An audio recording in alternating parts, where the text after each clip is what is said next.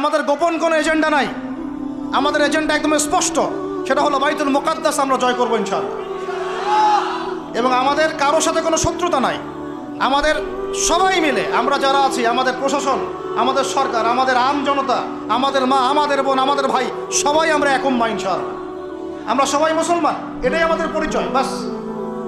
এর ভিতরে কিছু মুনাফিক ঢুকে গেছে, ওদেরকে আপনারা সাইজ করবেন ইনশাআল্লাহ। আপনারা এটা ইয়াকিন রাখেন, এটা ইয়াকিন রাখেন, বিশ্বাস রাখেন যে মুসলমানরা অচিরেই বাইতুল মুকাদ্দাস জয় করতে যাচ্ছে ইনশাআল্লাহ। এটা বিশ্বাস রাখেন। মানুষ আঞ্চলিক রাজনীতি নিয়ে পড়ে আছে, মানুষ কি করছে? আঞ্চলিক ভূ রাজনীতি নিয়ে পড়ে আছে। আর আমরা কোরআন হাদিস থেকে জানি বিশ্বের রাজনীতিতে কি হচ্ছে। এই বিশ্ব অচিরেই ঈসা আলাইহিস সালাম শাসন করবে ইনশাআল্লাহ। বিশ্বাস করছেন না? বিশ্বাস না করলেও কিছু যায় আসে না। বিশ্বাস করলে আলহামদুলিল্লাহ, যদি নাও করে কিছুই যায় আসে না। কারণ আমরা কোরআন এবং হাদিস থেকে 100% নিশ্চিত যে ইনশাআল্লাহ অতি সত্বর অচিরেই বাইতুল মুকাদ্দাস মুসলিমদের হাতে আসছে ইনশাআল্লাহ। নবী সাল্লাল্লাহু আলাইহি ওয়াসাল্লাম বলে গেছেন,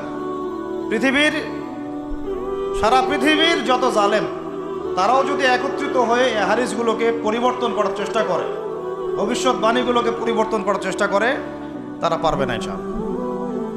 তো এই যদি হয় আমাদের গন্তব্য, তাহলে আমাদেরও তো একটা প্রস্তুতির দরকার আছে নাকি? তো সেই প্রস্তুতিটা শুরু হবে আগে নিজের ইলমের মোজাকারা থেকে।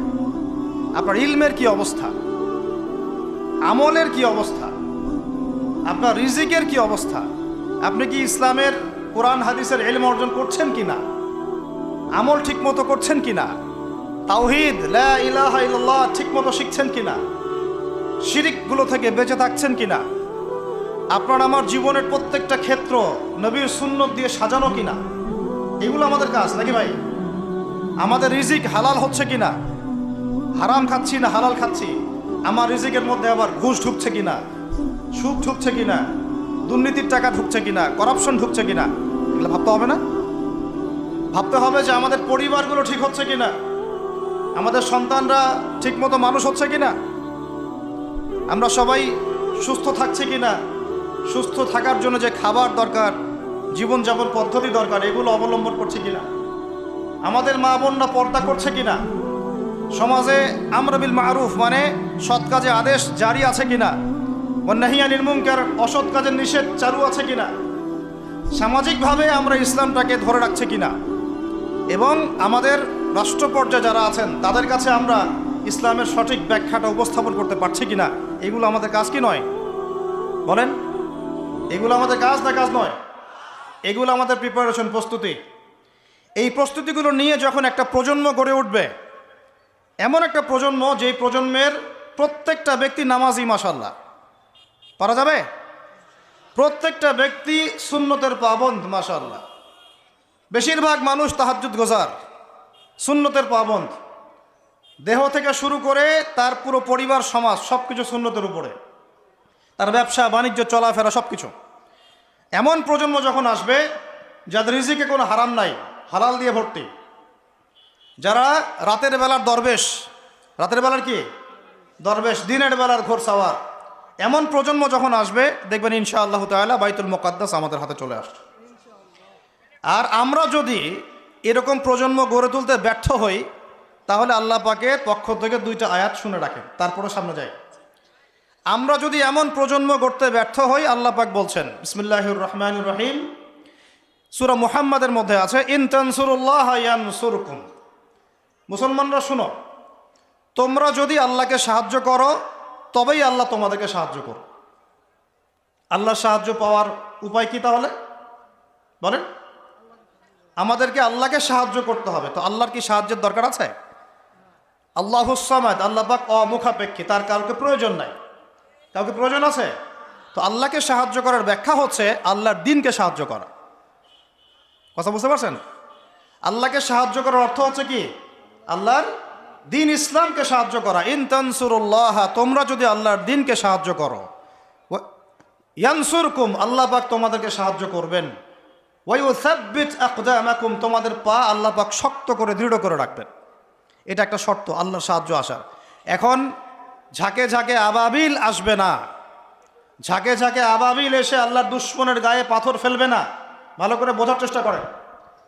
এখন ঝাঁকে ঝাঁকে আবাবিল এসে, তৈরন আবাবিল এসে ওই হস্তি বাহিনীর গায়ে পাথর ফেলবে না। এখন সেই যুগ নয়, এখন পাথর আপনাকেই ফেলতে হবে। কথা বুঝতে পারছেন? এই পাথর ফেলার দায়িত্ব এখন মুসলমানদের হাতেই নিতে হবে। ঠিক ওই দায়িত্ব মুসলমানরা যখন নিয়েছিল, বাইতুল মুকাদ্দাস আমাদের হাতেই ছিল। যখন থেকে আমরা ওখান থেকে সরে গেছি, তখন থেকে আস্তে আস্তে আস্তে আস্তে ওগুলো ক্রুসেডারদের হাতে চলে গেছে, জায়নিস্টদের হাতে চলে গেছে, ইহুদিদের হাতে চলে গেছে, নাসারাদের হাতে চলে গেছে। দুঃখজনক না এটা আমাদের জন্যে? লজ্জার না?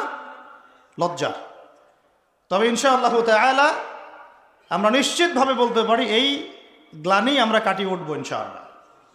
পুরো বিশ্বে আপনি মুসলমানদের সংখ্যা হিসেব করলে দেখবেন কোটি কোটি কোটি কোটি অজস্র মুসলিম, অজস্র মুসলিম। এত অজস্র সংখ্যক মুসলিম থাকার পরেও সারা বিশ্বে মুসলমানরা আজকে নির্যাতিত, নিপীড়িত। কেন? এটা তো হওয়ার কথা ছিল না। কারণ এইগুলাই, আমরা নামাজ ছেড়ে দিয়েছি, আমরা মসজিদ ছেড়ে দিয়েছি, মসজিদমুখী না হয়ে আমরা মোবাইলমুখী হয়েছি। এখন আমরা কোরআনমুখী না হয়ে গার্লফ্রেন্ডমুখী হয়েছি। আমরা এখন হালাল রিজিক বাদ দিয়ে সুদ খাচ্ছি। আমরা এখন আল্লাহর পথে দাওয়াত এবং জিহাদের মেহনত বাদ দিয়ে পাবজি, ফ্রি ফায়ার নিয়ে পড়ে আছি। যুব সমাজ মাদক নিয়ে পড়ে আছে। আলেমদের মধ্যে একটা শ্রেণী তাদের দায়িত্ব এড়িয়ে যাচ্ছেন, আপোষে ইখতিলাফে বিভক্ত হয়ে যাচ্ছেন। উম্মাকে আমরা টুকরা টুকরা করে ফেলছি এবং উপর থেকে আমাদেরকে সহযোগিতা করা হচ্ছে না। এই সার্বিক বিষয়গুলো যখন একত্রিত হয়েছে, তখন উম্মতের উপরে গ্লানি, লাঞ্ছনা নেমে এসেছে। আমরা চাই না এটা আমাদের উপর থাকুক, ইনশাল্লাহ থাকবেও না। আমি বলছি কখন থাকবে না? যখন আমরা আল্লাহর দিনকে সাহায্য করব। এখন একজন ভাই নামাজই পড়ে না, সে কি আল্লাহর দিনকে সাহায্য করতে পারবে? একজন ভাই কোরআন তেলাওয়াতও করতে পারে না, সে কি আল্লাহর কোরআনের দাওয়াত মানুষকে দিতে পারবে? একজন ব্যক্তি সুন্নতের উপর আমল করছে না, সে কি মানুষকে সুন্নতের দিকে ডাকতে পারবে? একজন ব্যক্তি হালাল খায় না, সে কি হালাল অর্থনীতি নিয়ে কথা বলতে পারবে? একজন ব্যক্তি জানেই না, বোঝেই না ইসলামিক রাজনীতি কি জিনিস, তার দ্বারা কি আপনি একটা সভ্য রাষ্ট্র পাবেন? কোশ্চিনকালেও না, কোশ্চিনকালেও না। যতদিন পর্যন্ত একজন ওমরের মতো শাসক না আসছে, আপনি সমাজ থেকে এই দুর্নীতি, করাপশন, অন্যায়, অবিচার রোধ করতে পারবেন না কোশ্চিনকালে। হাজার চেষ্টা করে নেন, উমরের মতো একজন মানুষ যতক্ষণ না আসছে, সমাজের এই গ্লানি কখনো কেটে উঠবে না। ছোট থেকে ছোট, বড় থেকে বড়, প্রত্যেকটা পদে পদে আমরা অন্যায় করছি, অবিচার করছি। একদম সবজিওয়ালা থেকে শুরু করে উচ্চ পর্যায় পর্যন্ত সবাই দুই নাম্বারই করার চেষ্টা করছে। উমর ইবনুল খাত্তাব রাদিয়াল্লাহু আনহুর শাসন ব্যবস্থা পড়ে দেখবেন, এরপরে চিন্তা করবেন যে আমরা কোন জায়গায় আছি আর আমাদের কোন জায়গায় যাওয়া উচিত ছিল। শতাব্দীর পর শতাব্দী চলে গেল, এখন পর্যন্ত আমাদের হুঁশ ফিরছে না। আর কতগুলো মুসলমানের জীবন গেলে আমাদের হুঁশ ফিরবে? যেদিন আমার বাড়িতে বোম পড়বে ওই দিন হুঁশ ফিরবে, যেদিন আমার বাসায় এসে বোমটা পড়বে ওই দিন হুঁশ ফিরবে, চোখ খুলবে আমাদের। একটা একটা করে ওদের এজেন্ডা ওরা বাস্তবায়ন করেছে। ওদের বলতে কাদের বুঝাচ্ছি এটা আপনারা বুঝে নেবেন। সব কথা সব জায়গায় খোলামেলা বলা যাবে না, এটা আপনারাও বুঝতে পারেন। তবে একটা দিকে ইন্ডিকেট করছি আমি, সেটা হলো পশ্চিমা সভ্যতা। কোন সভ্যতা? যারা যারা সরাসরি মদত দিয়ে এই জারজ ইসরায়েল রাষ্ট্রকে প্রতিষ্ঠা করেছে।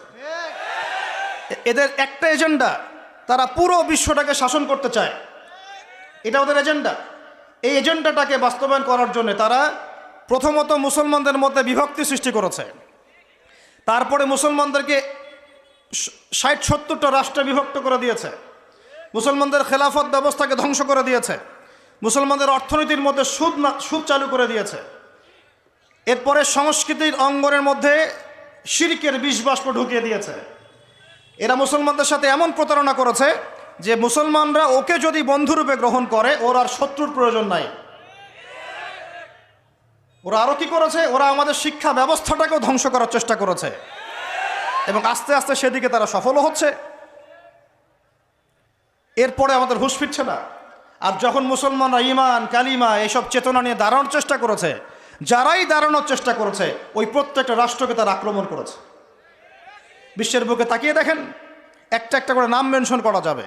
এরপরে আমরা পড়ে আছি আমাদের সেই ছোট চিন্তার মধ্য দিয়ে, ক্ষুদ্র চিন্তা নিয়ে, কে কোন দল করি আর কে কোন সংগঠন করি, কে কোন রাজনৈতিক দল করি, কে কোথায় হাত বাঁধি, কে আমিন জোরে বলি, কে আসতে বলি, এইগুলোই আমাদের আলোচনার বিষয় হয়ে গেছে। এখন পর্যন্ত বুঝতে পারলাম না যে আমরা সবাই মিলে একটা জাতি, একটা উম্মাহ। আমাদেরকে আল্লাহ দায়িত্ব দিয়েছেন আল্লাহর জমিনে খেলাফতের দায়িত্ব। আল্লাহ পাক আদম আলাইহিস সালামকে এই জমিনে খলিফা করে পাঠিয়েছেন। নূহ আলাইহিস সালাম এই জমিন আল্লাহর খলিফা ছিলেন, ইব্রাহিম খলিফা ছিলেন, মূসা খলিফা ছিলেন, দাউদ খলিফা ছিলেন, সুলাইমান খলিফা ছিলেন, ইউসুফ খলিফা ছিলেন, মূসা ঈসা খলিফা ছিলেন, মুহাম্মদ রাসূলুল্লাহ সাল্লাল্লাহু আলাইহি ওয়াসাল্লাম আল্লাহর খলিফা ছিলেন। এরপরে আবু বকর সিদ্দিক, ওমর, ওসমান, আলী তারা আল্লাহর খেলাফতের দায়িত্ব পালন করেছেন। তখন মুসলমানরা বীরের মতো মাথা উঁচু করে বেঁচেছিল। একজন মুসলমানের গায়ে হাত তুলবে আর একটা মুসলমান মেয়ের ইজ্জত নষ্ট করবে, এই দুঃসাহস দেখানোর সাহস পুরো বিশ্বের কোথাও ছিল না। আর আজকে আমাদের চোখের সামনে হাজার হাজার মুসলমানকে মেরে ফেললেও একটা টু শব্দ করার কোনো সুযোগ নেই আমাদের। হাত পা বেঁধে ফেলা হয়েছে, হাত পা বেঁধে অত্যাচার করা হচ্ছে দিনের পর দিন। একদিন 200, 300, 500, 1000 ছোট ছোট বাচ্চাদেরকে বোম মেরে হত্যা করা হচ্ছে। আমরা কিছুই বলতে পারি না। যারা এগুলোর পক্ষে কথা বলে তাদেরকে সমাজে বিতর্কিত করা হচ্ছে। এবং দাড়িটুপিওয়ালা কিছু মানুষ, তথাকথিত দাড়িটুপিওয়ালা কিছু মানুষ এই মানুষগুলোকে বিতর্কিত করার দায়িত্ব নিয়ে নিয়েছে। আমাদের গোপন কোনো এজেন্ডা নাই। আমাদের এজেন্ডা একদম স্পষ্ট, সেটা হলো বাইতুল মুকাদ্দাস আমরা জয় করবো ইনশাআল্লাহ। এবং আমাদের কারোর সাথে কোনো শত্রুতা নাই। আমাদের সবাই মিলে আমরা যারা আছি, আমাদের প্রশাসন, আমাদের সরকার, আমাদের আম জনতা, আমাদের মা, আমাদের বোন, আমাদের ভাই, সবাই আমরা এক উম্মাহ ইনশাআল্লাহ। আমরা সবাই মুসলমান, এটাই আমাদের পরিচয়। বাস এর ভিতরে কিছু মুনাফিক ঢুকে গেছে, ওদেরকে আপনারা সাইজ করবেন ইনশাআল্লাহ। আগে ইলম অর্জন করেন, বিশ্বের প্রেক্ষাপট বোঝার চেষ্টা করেন। আল্লাহ রাব্বুল আলামিন আমাদেরকে মহান দায়িত্ব দিয়ে পাঠিয়েছেন। এই দুনিয়াতে আমরা এই দাসত্বের শৃঙ্খলে আবদ্ধ হতে আসি নাই, আমরা মাথা উঁচু করে শাসন করতে এসেছি ইনশাআল্লাহ তাআলা। এই বাইতুল মুকাদ্দাস আমরা জয় করবই করবো ইনশাআল্লাহ। প্রত্যেকটা আলোচনায়, প্রত্যেকটা খুতবায়, প্রত্যেকটা মিম্বরে, প্রত্যেকটা বইয়ে, প্রত্যেকটা লেকচারে, এমনকি আমাদের চায়ের আসরগুলো থেকে শুরু করে পার্লামেন্ট পর্যন্ত বাইতুল মুকাদ্দাস নিয়ে আলোচনা করতে হবে ইনশাআল্লাহ। আমরা আমাদের জান, মাল, সময়, শ্রম যা আছে কিছু যদি না করতে পারি, অন্তত আমাদের সমর্থন দিয়ে আমরা মাজলুম ভাইদের পাশে থাকবো ইনশাআল্লাহ। না হলে আল্লাহ রাব্বুল আলামিনের কাছে আমাদেরকে কঠিন জবাব দিতে হবে। আরবের ওই মুনাফিকদের কথা বাদ দেন, আরবের চারপাশে যে মুনাফিকরা বসে আছে ওদের কথা বাদ দেন, ভুলে যান। এদের দ্বারা কোনো কাজ হবে না ইনশাআল্লাহ। বিগত 100 বছর থেকে ওদের চোখের সামনে ইহুদিরা আমাদের ভাইদেরকে মেরেছে, হত্যা করেছে, বোনদেরকে ধর্ষণ করেছে, তারা কিছুই করতে পারে না। যে গুটি কয়েক মানুষ এর বিরুদ্ধে প্রতিবাদ করেছে, ওদেরকে তারা সন্ত্রাসী আখ্যা দিয়েছে, এতটুকু এরা করতে পেরেছে। এসব রাখেন নাটক তামাশা। ইনশাআল্লাহু আযজা ওয়া জাল এমন প্রজন্ম আমরা তৈরি করব ইনশাআল্লাহ, যেই প্রজন্মের প্রত্যেকটা ভাই আমাদের কোরআন তেলাওয়াত করতে পারে, প্রত্যেকটা বোন কোরআন তেলাওয়াত করতে পারে, প্রত্যেকটা ভাই নামাজি মাশাআল্লাহ, প্রত্যেকটা ছেলে হবে ইসমাইলের মতো, পিতা হবে ইব্রাহিমের মতো, মারা হবে হাজারা এবং সারার মতো ইনশাআল্লাহ। তাকবীর, ইনশাআল্লাহ জোরে বলেন ইনশাআল্লাহ। আমরা এমন প্রজন্ম গড়ব ইনশাআল্লাহ, যে প্রজন্মের এক একটা ছেলে হবে ইসমাইলের মতো, এক একটা পিতা হবে ইব্রাহিমের মতো, এক একটা মা বোন হবে হাজারার মতো ইনশাআল্লাহ, সারা আলাইহিস সালামের মতো।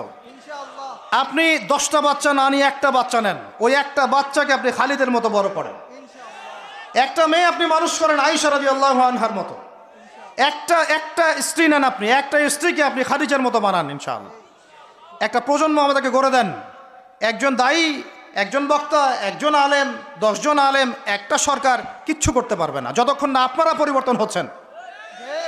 আপনাদেরকে পরিবর্তন হতে হবে। আমি এখানে জোরে গলায় কথা বলে গরম গরম বক্তব্য দিয়েও কিছু করতে পারবো না। আপনাদের সবাইকে পরিবর্তন হতে হবে, আমাদের সবাইকে পরিবর্তন হতে হবে। আজকে থেকেই 5 ওয়াক্ত নামাজি হয়ে যান, আল্লাহ তৌফিক দান করেন।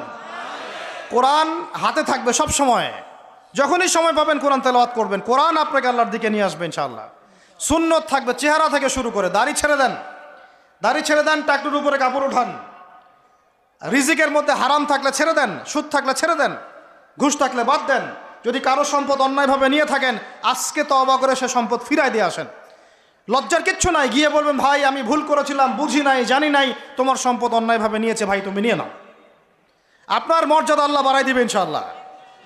আল্লাহ আপনাকে আসমান থেকে বেহিসাব রিজিক দেবে ইনশাআল্লাহ।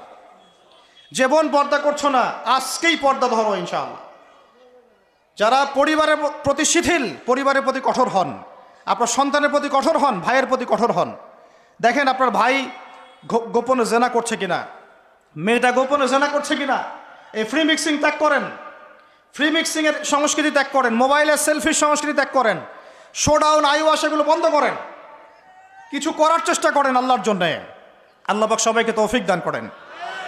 যারা আমরা মাদ্রাসায় পড়ি, আমরা যারা মাদ্রাসায় টুকটাক যাওয়া আসা করি, আমাদের জীবনের উদ্দেশ্য যেন এমন না হয় যে একটা ইমামতি হলেই বাস কাম খালাস। না, একটা ইমামতির জন্য আল্লাহ আপনাকে সৃষ্টি করেন নাই। একটা বই লিখেছি বাস অনেক কিছু হয়ে গেছে, একটা মাদ্রাসা প্রতিষ্ঠা করেছি বাস অনেক কিছু করে ফেলেছি, এমনভাবে কখনো চিন্তা করবেন না। স্বপ্ন বড় করেন, লম্বা স্বপ্ন দেখেন, দীর্ঘ স্বপ্ন দেখেন, বাইতুল মুকাদ্দাস পর্যন্ত স্বপ্ন নিয়ে যান, আল্লাহ তৌফিক দান করেন। আর আমরা কোনো বিচ্ছিন্ন জনগোষ্ঠী না, আমরা একা একা কখনো আইন হাতে তুলে নিব না, ঠিক আছে? আমরা একটা পুরো জাতি করবো ইনশাআল্লাহ, ওই জাতিগতভাবে আমরা এগিয়ে যাবো ইনশাআল্লাহ।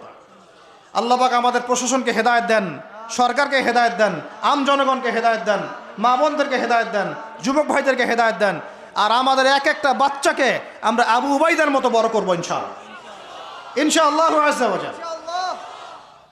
আল্লাহ রাব্বুল আলামিন পবিত্র কোরআনুল কারীমের মধ্যে বলেছেন, সূরাতুল আহজাবের মধ্যে, বা'দা আউযু বিল্লাহি মিনাশ শাইতানির রাজীম, ইয়া আইয়ুহাল্লাযীনা আমানু, হে মুমিনগণ, ইত্তাকুল্লাহ, তোমরা আল্লাহকে ভয় করো, ওয়া কুলু কাওলান সাদীদা, এবং স্পষ্ট করে সরাসরি খোলামেলা কথা বলো। ওয়া কুলু কাওলান সাদীদা, সোজা কথা বলো, সোজা সাপটা কথা বলো। তাহলে কি হবে? ওয়া কুলু কাওলান সাদীদা ইউসলিহ লাকুম আমালাকুম, যদি এই কাজগুলো করো, ঈমান আনো, তাকওয়া অবলম্বন করো, সরাসরি সত্য কথা বলো, খোলামেলা কথা বলো, তাহলে ইউসলিহ লাকুম আমালাকুম, আমি আল্লাহ তোমাদের সব আমলগুলোকে সংশোধন করে দেব ইনশাআল্লাহ। ওয়া ইয়াগফির লাকুম যুনুবাকুম, একই সাথে তোমাদের সমস্ত গুনাহগুলো মাফ করে দেব ইনশাআল্লাহ। ওয়া মান ইউতিইল্লাহা ওয়া রাসূলাহু, যে ব্যক্তি আল্লাহ এবং তার রাসূলের আনুগত্য করে, যে ব্যক্তি আল্লাহ এবং তার রাসূলের আনুগত্য করে, ফাকাদ ফাযা ফাওজান আযীমা, সে ব্যক্তি মহান সাফল্য অর্জন করলো। সুবহানাল্লাহ। তো আমরা এখন কথাবার্তা যখন বলবো, খোলামেলা কথা বলবো ইনশাআল্লাহ।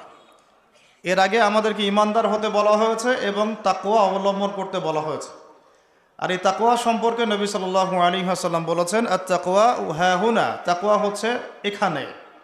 এই বলে তিনি তার বুকের দিকে 3 বার ইশারা করেছেন, আত-তাকওয়া হাহুনা, আত-তাকওয়া হাহুনা, আত-তাকওয়া হাহুনা, অর্থাৎ তাকওয়া এখানে, তাকওয়া এখানে, তাকওয়া এখানে। অর্থাৎ তাকওয়া হচ্ছে কলিজার ভিতরে, অন্তরের ব্যাপার। কে কত বড় মুত্তাকি এটা তার লেবাস পোশাক দিয়ে প্রমাণ হবে না, তার রাজনৈতিক ক্ষমতা দিয়ে প্রমাণ হবে না, তার অর্থনৈতিক ক্ষমতা দিয়ে প্রমাণ হবে না, তার দাড়ি টুপি পাগড়ি জুব্বা দিয়েও প্রমাণ হবে না কে কত বড় মুত্তাকি। কে কত বড় মুত্তাকি এবং পরহেজগার ব্যক্তি, এটা শুধুমাত্র আল্লাহ পাক জানেন। এখন চলমান যে প্রেক্ষাপট চলছে, এই প্রেক্ষাপটে আমাদের জন্য একটা গুরুত্বপূর্ণ সূরা আছে। এই সূরাটার উপরে আমরা সংক্ষিপ্ত কিছু আলোচনা করে আপনাদেরকে মৌলিক কিছু শিক্ষা ব্যাখ্যা করার চেষ্টা করব ইনশাআল্লাহ আযজা ওয়া জাল। ওয়া মা তাওফীকি ইল্লা বিল্লাহ আলাইহি তাওয়াক্কালতু ওয়া ইলাইহি উনীব।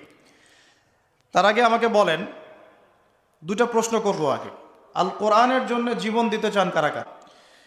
এবার আমাকে বলেন, আল কোরআনুল কারীম জীবনে অন্তত একবার খতম করেছেন কতজন? মাশাআল্লাহ, 4। আল কোরআনের অর্থগুলো পড়ার চেষ্টা করেছেন কতজন জীবনে?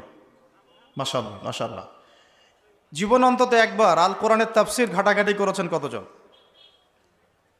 আচ্ছা, আমরা যে প্রশ্নগুলো করলাম সেখানে একটা বিষয় স্পষ্ট, যে কোরআনের প্রতি আমাদের আবেগের কোনো কমতি নাই।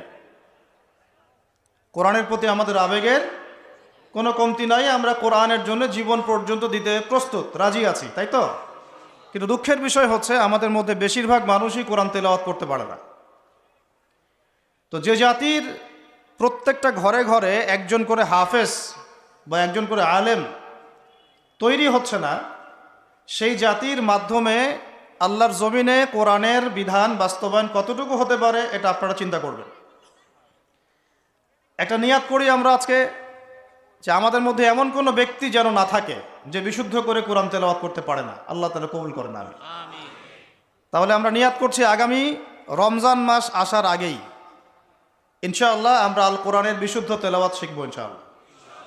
যারা কোরআন তেলাওয়াত করতে জানি তারা কমপক্ষে এক পারা মুখস্থ করবো ইনশাআল্লাহ। রাজি আছেন? আচ্ছা, আর যারা আমরা হাফেজে কোরআন আছি মাশাআল্লাহ, আমরা আল কোরআনের ভাষা, আল কোরআনের ব্যাকরণ, আল কোরআনের তাফসীর শিখবো ইনশাআল্লাহ। এর সাথে নবী সাল্লাল্লাহু আলাইহি ওয়াসাল্লামের বিশুদ্ধ হাদিসগুলোর চর্চা করব এবং এর পাশাপাশি আকীদার কিতাবগুলো পড়বেন, ফিকহের কিতাবগুলো পড়বেন, ইসলামের ইতিহাস পড়বেন, সিরাতের কিতাবগুলো পড়বেন, অর্থাৎ নবী সাল্লাল্লাহু আলাইহি ওয়াসাল্লামের জীবনী গ্রন্থগুলো পড়বেন, ইসলামিক অর্থনীতির বইগুলো পড়বেন এবং সলফে সালেহিনদের জীবনীগুলো ঘাটাঘাটি করবেন। এই পড়াশোনাটুকু করা যাবে ইনশাআল্লাহ? ওয়াদা করতেছেন তো নাকি? একদিনের মাহফিলে দিন কায়েম হবে না, একদিনের মাহফিলে দিন প্রতিষ্ঠা হবে না, এটাই সত্য। কিন্তু একদিনের মাহফিলে আমরা আপনাদের মধ্যে সেই চেতনা জাগ্রত করতে পারি যেগুলোর উপর আমল করলে ইনশাআল্লাহ আল্লাহর জমিনে দিন কায়েম হবে ইনশাআল্লাহ।